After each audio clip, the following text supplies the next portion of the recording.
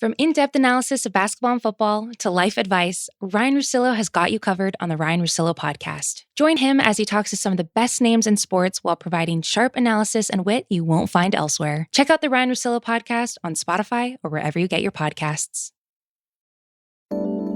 This episode is brought to you by Nespresso. Rewrite your relationship with mornings. Make them brighter and exceptional moments for yourself. Savor every morning with Nespresso Virtuo, what coffee is meant to be. Discover Nespresso Virtuo machines at Nespresso.com. This episode is brought to you by Heineken. Heineken's summer can means it's the summer of can. So grab some shades and your favorite suit. Heineken loves a natural bod because it's made from 100% natural ingredients. With premium malt and their famous A yeast. Pick up a pack or get it delivered and put the can back into summer. That can be your six-pack. Must be 21 years of age to purchase. Please drink responsibly.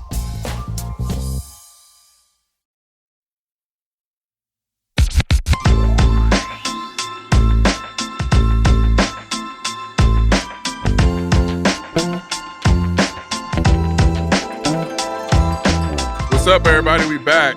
R2C2. Another week. I got my partner back. Well, that was the bonus episode. Yeah.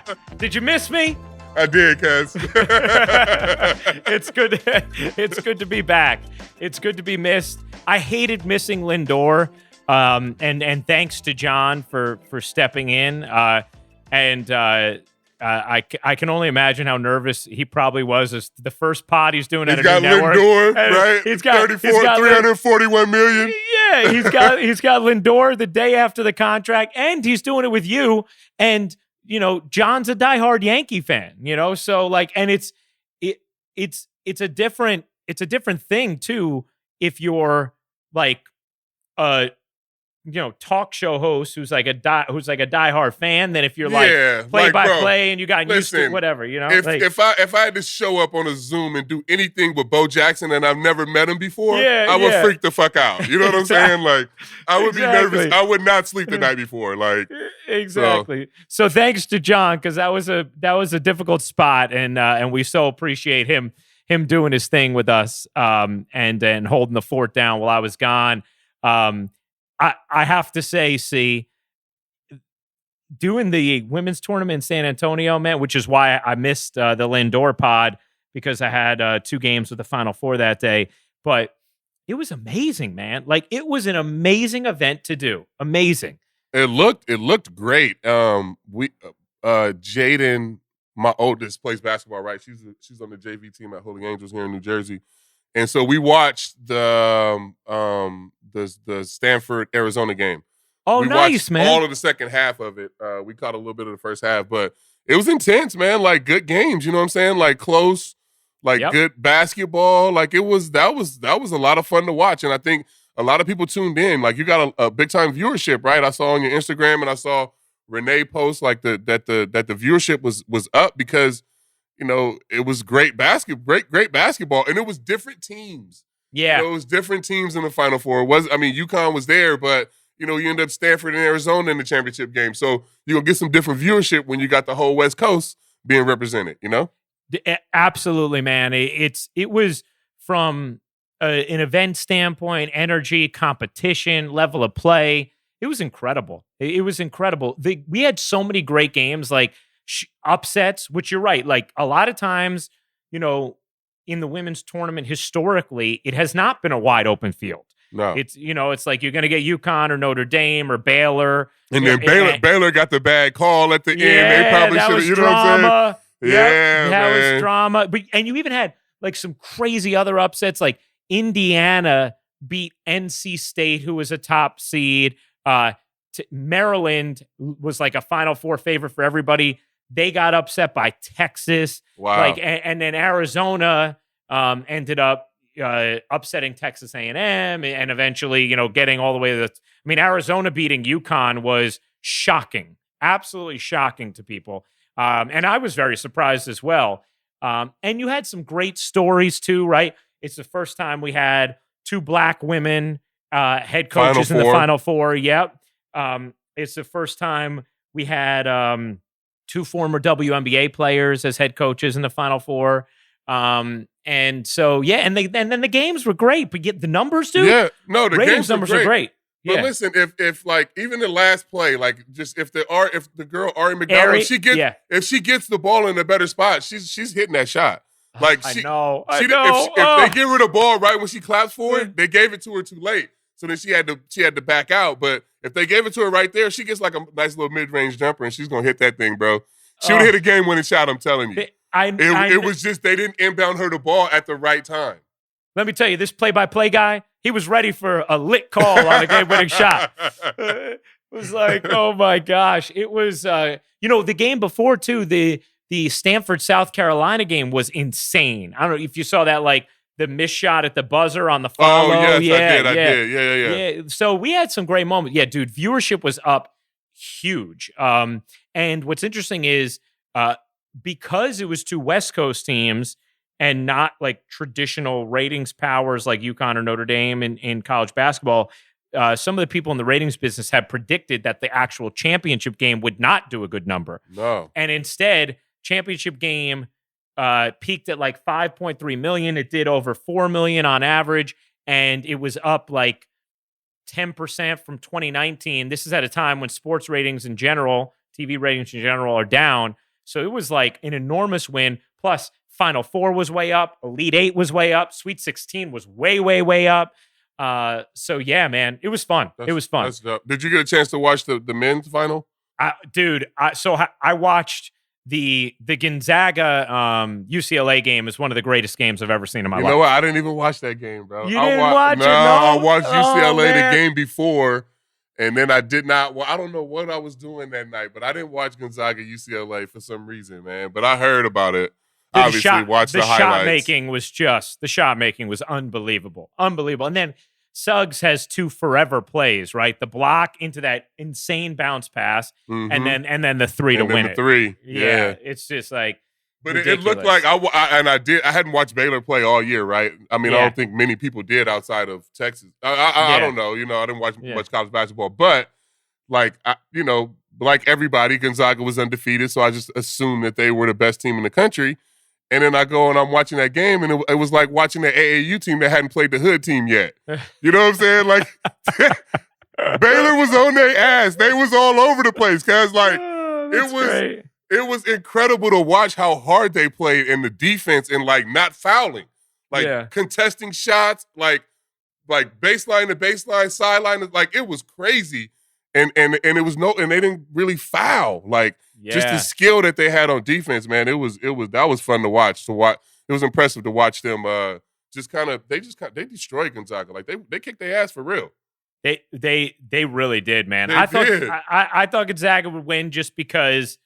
Yeah, like especially after that semifinal win, it's like written in the stars, right? Yeah, like you just assume like they're 31-0, like it's the game winning shot, like they're gonna win, Yeah, but it was not to be, man.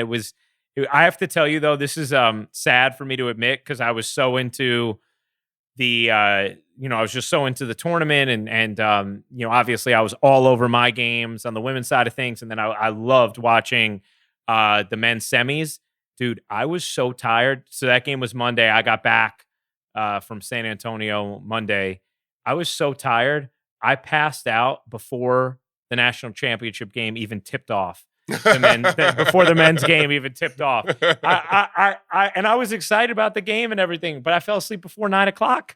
And I was just like, I woke up, I found out what happened at like 8:30 the next morning, man. That's a late start, by the way, 9:00. I know, man. I know. Especially like, I feel like in pandemic life, we got used to kind of not having sports. Yeah. And so it's like even more difficult for me to stay up late for a game, Yes. Because even like during the pandemic, I started going to bed at 8:30. Yeah, you know what I'm saying? Like, and I was getting up at 6. So now that the latest I can stay up is like 11. Yeah. Like I try to stay up and watch West Coast baseball now, and I'm 4 innings in and I'm fucking passing out, bro. I think I'm gonna take a nap tonight because I want to watch Justin Dunn pitch. He's pitching against the White Sox. Is he nice? In Seattle, so I need to watch that whole start. Oh, that'll be fun, man. That'll be fun. Well, we're going to have David Cohn on today. It's an amazing conversation. You guys are going to love this. First of all, we're both close with Coney. He's just, to me, he's as good an analyst in sports as there is on TV during games. And we kind of did a great deep dive on pitching specifics. Higashioka catching Cole versus Gary, no pine tar, analytics, which tools to use. And then some fun stories as well. So you guys are gonna love that. I feel like if I would have had a chance to play with Coney, we would have been really close. I think so too. Just our personalities and I know my younger self, I would have definitely gravitated towards David Cone as a young baseball player. I was gonna say, especially pre-sobriety. Yes, 1000%. No doubt. But see, we start things as always with Sling and Heat. Yeah. I actually got a little preview as to what C wants to sling heat on today, and I think and I really like it. So C, what do you got first? Yeah, so my first sling and heat is with Shohei Ohtani. I mean, obviously, you got everybody on this pod, and you know what I think about that guy. He's the best baseball player I've ever seen. I'm gonna keep saying that, and he proved it the other night. Hardest hit home run in the league so far, and he threw the hardest pitch in a game. Like, he's a guy that big leaguers dream about being. Like, it's unbelievable. But I don't think that he should hit the day he pitches. And this is why. Leading to that fifth inning, he made the last out in the bottom of the fourth. So rewind that. The top of the fourth, he had a tough inning. He strikes out Luis Roberts, lets out a little, you know what I mean, and then goes into the dugout. He's up. He comes up, makes the last out in the bottom of the fourth, and then he goes back out with no rest. And that's when you saw him getting in trouble. He couldn't find the strike zone. He was all over the place. Those are the hardest innings as a pitcher, the inning where you make the last out and you don't get to go in and sit down and, get a rest or anything. So for him, he doesn't really have to hit because he's in the American League. I think on the days that he pitches, you should definitely have a DH and just let him concentrate, focus solely on pitching, and maybe he can get you 6 or 7 innings. Because right now, him hitting and pitching, because he's so fast, he had a ground ball to second base, and a normal pitcher would just walk, but he could maybe beat that shit out. You know what I'm saying? So he's so dynamic that you almost have to take one of those things away from him so he don't hurt himself. So he don't. But it's so fun. It's so much fun. But man. if we want to keep him out there, and if you can keep this guy healthy, bro, this guy's gonna win the MVP. So you gotta take that thing. You gotta take one thing away from him to let him be great at pitching. So him running the bases and hitting and all of that shit the day he pitches, I don't think he should do because he's so good and so fast at it. In the National League, you got to experience it, obviously, with Milwaukee for that half a season. And those times when I made the last out and then had to go out and get 3 outs were the hardest innings, cuz. Period. I mean, it's just no time in between from, and as a pitcher, you're just used to your routine, taking your jacket off, setting your stuff down, grabbing your glove, walking out. That's a part of your routine, as a pitcher. So when that's taken away from you, you make the last out, it just kind of throws you off. And that's what I saw from him in that 5th inning. I just thought he got tired because he had made that last out, sped down the first base line, and you need him to go out there and get 3 big league outs against a good lineup. Well, if they listen to you, I'm glad that they're listening to you after we got to see him hit that absolute bomb. Yeah, but he's going to hit bombs, but it just won't be the day that he pitched. Yeah, you know what I'm saying? But there was something special about seeing him hit the bomb the day that he pitched. It was the second time since 1977 that the American League team had foregone the DH to let the pitcher hit. And the he hit time second. Before was exactly. and the only other time it happened in that period of time, it was a lineup error with Andy Sonnenstein. It was a lineup error. So it was so cool, and to have that on ESPN, it was right after I did the National Women's Championship. Yeah. So I was like, it was awesome. But that's an interesting point. It makes a lot of sense. You've experienced it.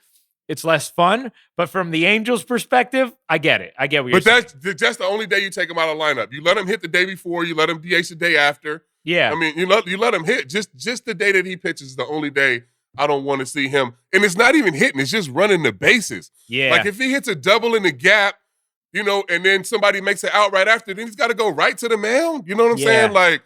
You almost got to take one thing away so he don't hurt himself. You got to just take that thing away from him. Just take the hitting away from him the day you're pitching. Yeah. Yeah, and you have, obviously, National League pitchers deal with that, but they wouldn't deal with it as much because they're not going to have the same kind of offensive success that Shohei is going to have. And also he's DHing the days he's not pitching, whereas those pitchers in the National League obviously are not. And just one of those things where you may want him to steal a bag. Yeah, you know what I'm saying? Yeah. Like, you're going to want this guy to steal a bag and then go pitch? No. Like, that's what I'm saying. We can eliminate the stolen bases when he's pitching, for sure. That we can do. I hear you. All right, what do you got next for Slinging Heat, C? My next Slinging Heat is that I think Garrett Cole should pitch every fifth day no matter what. No matter what that does, juggle other guys around him. It'll save guys, help guys with innings. It'll give them extra rest. But because he's so strong and he's ready and he takes care of his body and he can handle all these innings, no matter what the off days are or who's supposed to fall on that day, every fifth day, Garrett Cole's out there, period. But when you were that workhorse, okay, which you were a, 200 plus inning guy. I'm underselling you by just saying 200 innings. Did you like to occasionally have an extra day thrown in there to keep you sharp, or you just wanted to pitch on your day over and over and over? On my day, over and over and over, especially when I was like locked in. So 2007, 8, and the second half of 2009, it took me a while to convince Joe let me to do it, but that's how I pitched. So 2007, I came into the season and Wedgie was like, listen, no matter what off days, no matter what happens, you out there every fifth day. Get your mind right and get ready to pitch every fifth day, period, no matter what. And I was like, cool. So for those 3 years, I was able to do it, and you just get into your routine, and you feel fine. So and you don't feel fatigued then? Nah, it's not like I could use an extra day this week. I mean, bro, I was 29, 28 to 27 to 30 years old. Like, it ain't no getting tired, cuz. You know what I'm saying? Like, and you're saying Cole's in the same spot right now. He's in the same spot right now where, he's strong. He, every outing, his fastball gets better and better. You know what I'm saying? Like, he's in that spot where you can kind of ride him a little bit. Especially you can, in a year where you're going to have to save some innings for some different guys. You don't know how many you're going to get from Tyon. Herman didn't pitch last year. You know what I'm saying? So I think this is an easy way to save some innings from different guys too. Is it actually helpful as a pitcher to know, like, for your routine to just know, like, hey, I'm going every fifth day, period, the end? Like, does that help you? It does, and it just helps you. Like, I mean, like, pitch like me out. Like, so it's April right now. Ruko, I swear to God, and you know me, I would know when I'm pitching in June. You know what I'm saying? Like, I would line the days up to know. Like, hey, I'm pitching June 22nd. You know what I'm saying? So, like, if I can line it up every fifth day from now to fucking September, yes, that shit helps. Because it's just, in my mind, I know the days that I'm pitching. You know what I'm saying? Mm-hmm. I like it. You're bringing strong heat on this Slinging Heat. What do we have for our third Slinging Heat, see? Yo, so as a fan, right, like, I'm a casual baseball fan now. So last night I was watching the Mariners, and I was watching the White Sox game, the Mariners-White Sox game. And Paxton started the game. He got hurt after 24 pitches, and they bring in a lefty, to come in after Paxton gets hurt in the middle of the inning, so they got to bring in a lefty. My biggest pet peeve is watching a fucking bullpen guy come in and warm up on the game mound. Why the fuck would you not warm up in the bullpen? You come to the game mound, you let the other team watch everything you about to throw. Literally everything you about to throw. Right here, you about to throw 30 pitches right in front of these motherfuckers. What are you doing? And it happens all the time. Like, so the guy comes in, walk, next batter, guess what? Fucking homer. Because he's been standing on deck watching you throw the last fucking 30 pitches. So he knows where the ball's coming out of. So that's my biggest pet peeve as a fan is, like, if any baseball players, if any relievers listen to this, if a guy gets hurt in the middle of the inning, do not come out and warm up on the fucking game mound. Please warm up in the bullpen and jog your ass into the game, please.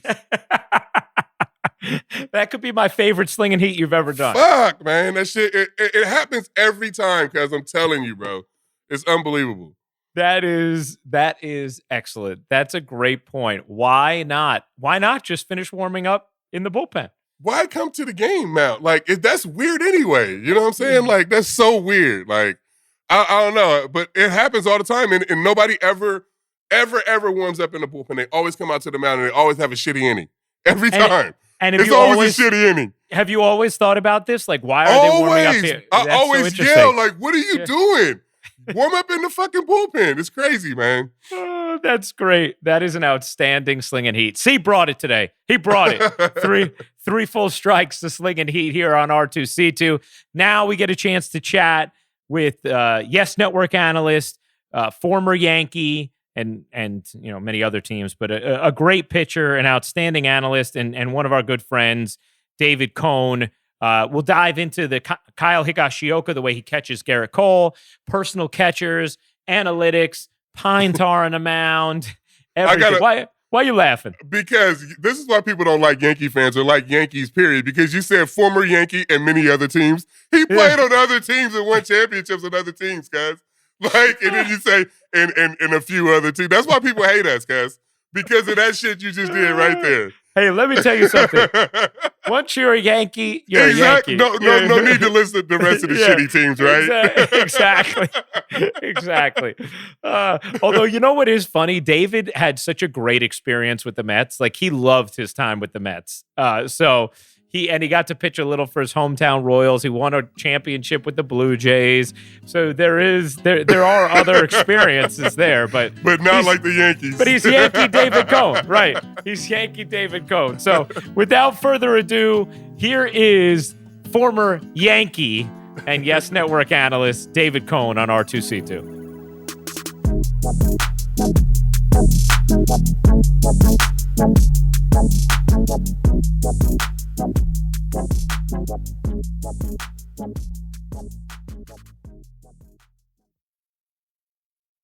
First of all, David, thank you for coming back on R2C2. Nice. I thought I wore out my welcome last time. I was a little, I got a little carried away. I didn't know the rules of the podcast. There is no rules for this podcast, bro. That's the beauty of having a podcast. Yeah, I felt a little too liberated last time. So are you calling the games from home right now? or do you go to the studio, or what's the deal with right now? Yeah, we're at the stadium, actually. We're calling at the stadium. Even when the team's on the road, for now, we'll be at Yankee Stadium. Oh, okay. That's David, have you, first of all, feel free to feel totally liberated again on this podcast today. But have you, what has it felt like atmosphere-wise as far as just having, 10,000 plus fans back in the building as you're calling the games at Yankee Stadium? I've noticed, Ryan, a lot of the little things that you take for granted. Noticing in last night's game, fans chasing foul balls and the looks on their faces, fathers and sons and mothers and daughters, and just that interaction that you just didn't really think about much. I didn't think about it a lot when I was a player, and you kind of take it for granted, as I said, but there's a lot of those types of things, those little things, the crowd noise, the hecklers, the chase for the foul balls, just the noise, the smell. I was smelling bacon cooking last night. I got so hungry in the broadcast. It's unbelievable. It's funny because, everything, C and I have talked about this a lot the last couple of weeks, but everything in life is perspective, right? And if you're used to having 50,000 fans and all of a sudden you have 10,000, you walk into the ballpark and you're like, oh my gosh, what's going on? What's the turnout? But when you go from zero and everything we've been through the last year, there's this real appreciation for those little things you're talking about. And I have to say, see, I don't know what your impression has been like watching on TV, but to me, watching the games on TV, I've been amazed by how loud the crowd has sounded, and how much I'm hearing the crowd, even though it's a fifth of what we would normally have on a given night at Yankee Stadium. Yeah, no doubt. Yeah, I mean, and even I was watching the A's and Dodgers game last night, and just having the little the drummer back, you know what I mean, in left field, hearing those little noises, those annoying things, as a player that you just take for granted. Yeah, I mean, it's just great having the crowd back. And I mean, for us, as Yankees and playing in New York, the fan experience is so much a part of being, a Met or a Yankee, that not having that, it just takes away kind of our home field advantage. Playing in the playoffs or late in the season, and you get a team coming into Yankee Stadium, coming into the Bronx, it's a big series, and you got 50,000, Yankee fans there. That's a huge advantage for us. So, I'm excited to hopefully have that back, by the fall, and have our home field advantage back. David, has the reactions to home runs, that kind of thing. Have you been able to feel that energy as well in the ballpark? Yeah, I mean, it really was the buzz after Giancarlo Stanton's absolute blast the other night was just incredible. I didn't even know how to call that play, Ryan. I was looking for you in the booth. Wow, just wow. I mean, that's my professional analysis on that swing. There was a buzz. There was a buzz in the crowd after that swing that I haven't heard in a while, and it was pretty fun to watch as you see the fans processing and pointing out to where it landed. Just incredible. Yeah, it's therapy now, right? Like it's therapy to have some of these little slivers of normalcy to get to experience them.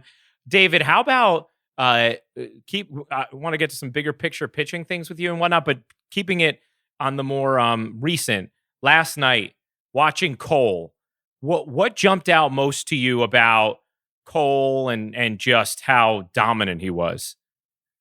To me, Ryan, I like to look at his pitch selection, what pitches he's using, what's working or not. And I know CeCe, I did the same thing watching CeCe pitch, on nights when CeCe would get his good changeup going. It's like, he's going to bust some hitters in, right? He's going to bust those righties in, and he's going to abuse them soft and away, hard in, soft away. It's been around for 100 years for pitchers, and that's pretty easy formula. Cole's got that formula now, I think. He's throwing more changeups than I've ever seen him throw.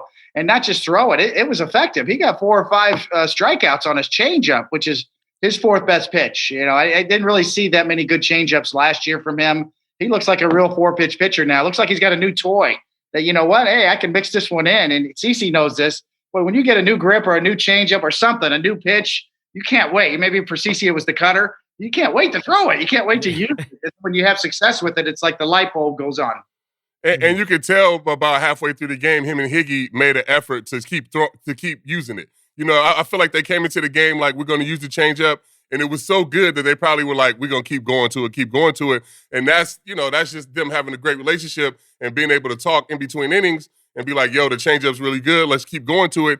And it just like you said, just gives them a new toy to kind of get them off his slider and different things where his slider's really good, but you can't use it every 2-strike count. So if you have that changeup and you can mix in that curveball and he throws 101, when he's got it going, he's going to be unhittable on good nights.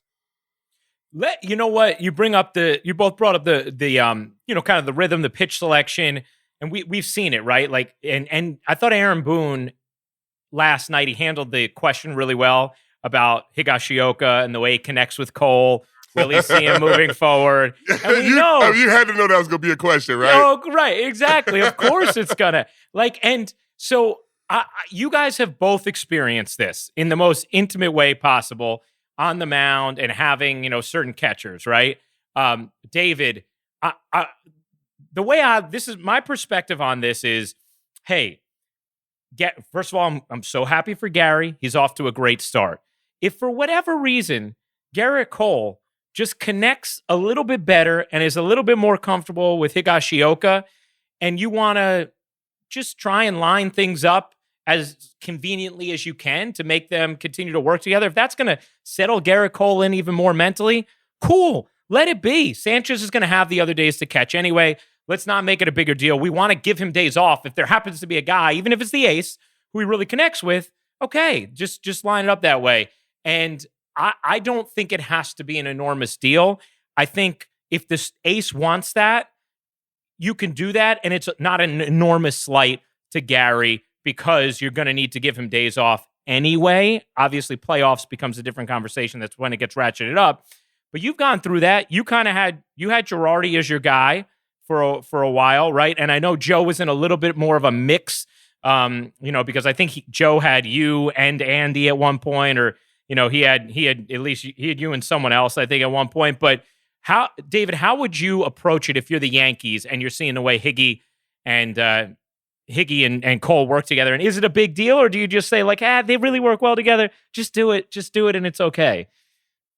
I would embrace it from the Yankee standpoint, get in front of it, because the media is going to ask the questions and they're going to try to find out what's going on behind the scenes, as they always do, and rightly so. So for me, though, it's good to have your backup catcher work well with your ace. I mean, that's been tried and true for a long time. If you go back to the Yankees of the 50s or even longer, the backup catcher was somebody, it's a good formula. With your best pitcher that he works well, then you can give your regular catcher an off day on a regular basis. Sanchez is going to need off days here and there. He gets beat up too. He's a big guy. So yeah, I mean, it's a positive. In other words, I think it's a positive that Higashioka and Cole work well together. That's an asset. That's what I would promote from the Yankee side. And I don't understand why it's such a big deal, because when I was here, AJ threw the Hosey. You know what I mean? It was AJ and Hosey on the days that AJ pitched. So, I mean, and it wasn't a big deal. I don't think, Sato never said anything to me. Like, he never took it personal. So, I mean, it just kind of is what it is. And Higgy and Garrett have known each other for a very long time. They played together in high school. So, just naturally, them being from Southern California, they can be sitting on the bench and start talking about a guy, that they played together with in high school. And then the conversation goes to how you going to pitch the guy, you know what I'm saying? The guy coming up in the next start. So their conversation and their friendship is just natural because they've known each other for so long, and it translates out on the field, and you can see it easily.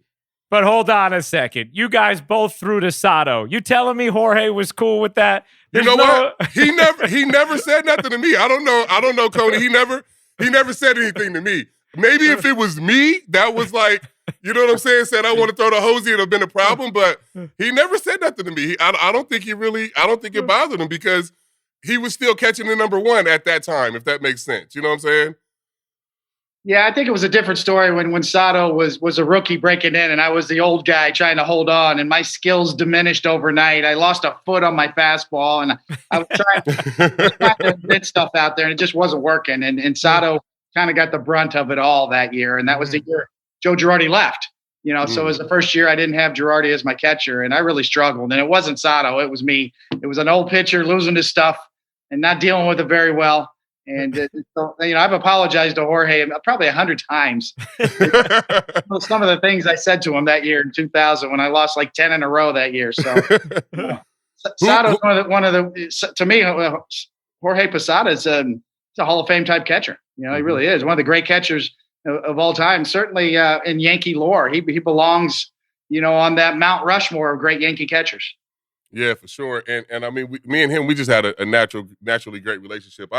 I love this fieriness, you know what I'm saying? Like, he would come out and, get upset and get mad, and that's something that I had with Victor Martinez. I was going to ask you, Coney, who was your favorite guy to throw to throughout your career? Like, who was the guy that you connected with the easiest, the best when you were out there and, in between starts, in the dugout and stuff too? CC, I was lucky. I had Gary Carter, the late great Hall of Famer with the Mets my rookie year, and he taught me a lot, and he was great. He was such a good guy. He legitimately wanted to help you, and in an era too back then, CC, as you know, where rookies kind of got hazed, and you had to play that rookie role. Gary Carter was the opposite of that. He was kind of ahead of the curve. So I was really lucky to have Gary. And then, of course, Joe Girardi later in my career was the right guy at the right time. The thing about a good catcher is that they don't take things personally. In the heat of the battle, CC, we get a little nutty out there. I know you get crazy. And you can't hold that personally. As a catcher, you got to be like a psychotherapist too. You got to help these guys through and not get mad and understand in the heat of the battle that stuff's going to happen. And we pitch once a week, that could drive you a little crazy if it doesn't go well. Yeah. Is that like, Coney, does that manifest in like, hey, don't take it personal if I'm shaking you off? Or how does that conflict kind of arise in the heat of battle? All sorts of things. It's about reading body language. It's about a level of understanding. I know when I struggled with Jorge it wasn't his rookie year, but back in 2000, I would react to a hanging slider, and my body language, I would be mad at myself. And then he would think that I was mad at him because he didn't know me well enough or to read my cues or my body language. And Joe Girardi understood immediately. He's like, that's just Coney. He's just mad at himself or blowing off some steam. And if you understand that as a catcher, then you don't take it personally. That goes a long way. And that's why I've been trying to tell you, Rucco, about, like, I always wanted my catchers to really know me and know my personality and know that I'm never mad at them. So I was always the closest with all the catchers that I ever played with whether it was Victor Martinez or, McCann. Russell Martin, Brian McCann, Sato. I always made it a point to be Francisco Cervelli. I always made it a point to get to know these guys and for those guys to know me, because I will be out there motherfucking, but I don't want you to think that I'm talking to you. You know what I'm saying? My catchers always knew my body language and who I was mad at. So that always made for a great relationship. And and I always trusted them. You know what I mean? So, I mean, for a guy that did no studying and everything, I always had to rely on my catchers. So, I always made sure our relationship was good. Well, that's an interesting dynamic to me too, is just the process. Like, because I find this stuff fascinating, but the process of deciding like what pitch to go with, right? Because there's more information than ever before. And I'm sure you're computing a variety of different factors, right? You're computing your strengths. You're computing how you feel that day, what's working, the count, the particular batter, scouting reports, catcher's desires. Like, I guess if you were distilling your decision-making on the mound for what pitch you want to throw in any given moment, for both of you, David, I don't know if you want to start, but like, what would you say is the first, like the most important things as you're distilling that process for what pitch you're going to throw when? Well, I've heard CC talk about this, and I completely agree. The first and foremost thing for a pitcher is pitch to your strengths. And that goes along the category of feel. CC was a feel pitcher. I actually was a feel pitcher too. And I remember in a lot of team meetings back in the day, as they say, that we'd have the advanced scout come in the clubhouse and read a handwritten report. And this guy's a good slider ball hitter. And I would stop the meeting right then and I'd say, whose slider? Not my slider. Not mine. That's the one I'm throwing. So, my slider, I would throw to anybody at any time, when I was feeling good. So, I know CC probably agrees with this, but, the default mode for any pitcher should be, don't overthink it. Just go with your strengths, because conviction is the most important thing, more important than selection. Execution is more important than selection. That's exactly what I was about to say. It didn't matter what pitch they called. I was just going to execute it to the best of my ability. And I'm going to be honest, like, in my mind, like, I listened to Marcus Stroman talk, and I was like Marcus Stroman. I would never say none of that shit out loud when I was pitching, but I was. Like, I always felt like I could outstuff you. Like, when I'm on the mound, I'm like, I got the best shit out here, period. So whatever you call back there, Sato, I'm going to make this pitch. It don't matter if it's Joe Mauer up there and you want me to throw a slider, okay, I'm going to make this pitch. You know what I'm saying? Like, I just always felt like I could execute when I was really good. Like, when I was in my prime, obviously, I just felt like I could execute. So that's why I say I just relied on my catchers and their information, and whatever you guys call, okay, I'm rolling with you, but I'm going to execute this shit to the best of my ability. So you didn't shake off a lot then, see? I didn't shake off pretty much never. No, not at all. Younger catchers, like Cervelli and maybe Gary at the beginning when we first getting to know each other. But after 10 starts, no, it was no shaking off, because they already knew that I'm going to pitch to my strengths, and I can only do what I can do. You know what I'm saying? So, yeah. and I'm going to stay within, my parameters, and I'm going to try to execute within those. And all my catchers knew that. Coney Wells was like that too, right? Where he just wanted to, whatever you put down, he wanted to go with it. Is that right? Yes. And, it's a good formula. I mean, it depends on your personality. Everybody's different. Mark Burley was a good left-hander, a great left-hander that had that theory where he worked so fast. Tell me where you want it, and let me just worry about throwing it there as fast as I can. For a lot of pitchers, that works very well. Not everybody's the same. I would shake off at times if I got a feel, inning to inning, where I thought, I found my curveball. I want to throw it, or splitter. I got my splitter going now. I found it. And then I would probably, take the lead. I talk about, it's like a dance. Sometimes you let the catcher lead and you follow, and then sometimes the pitcher, hey, wait a minute, I'm going to lead for a minute here because I got a feel. I got something I want to do here. But that's the relationship with a catcher you need to have, so that he reads that from you, and then he can get on that page quicker and get that sign down a little quicker to you, so you don't get frustrated waiting, just constantly waiting out there for the right sequence. What do you think from today's sort of scouting reports and analytic arsenal, David? Like, I want to ask you about the tools like Rapsodo and all that, but for this particular question, I mean, just more so when you're looking at opposing hitters, what do you think? What information on opposing hitters do you think you would use today that wasn't available to you when you were pitching? Well, I think you would want your catcher to absorb it. I'm like CC too. Girardi was very good at that, absorbing the scouting reports. I would be aware of it. Certainly I would. The first ball hitters. I want to know who's trying to come out, who's sitting dead red. You certainly want tendencies. Hey, this guy will cheat. He'll cheat on a first ball fastball. You better be careful.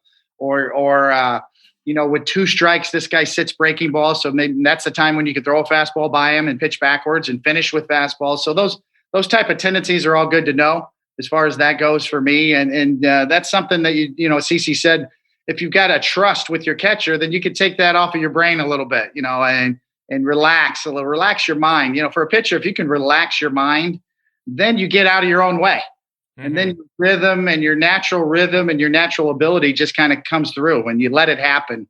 That's why a lot of the old baseball scouts used to say, you know what? The best ball players are the dumbest ones. They don't think. It makes sense. It's like the Yogi quote, right? About 90% of the game is half mental. Right? Yeah, like it really does feel that way. It's such a, we talk about this all the time, David, Singy, and I do, but like just the fortitude to be a baseball player mentally, to deal with the failure you have to deal with, just within a performance. And just for comparison's sake, if you told me that during the course of, my broadcasting season, I'm going to have, 70% of my broadcasts I'm not going to feel good about, like I would crumble. Like there's no way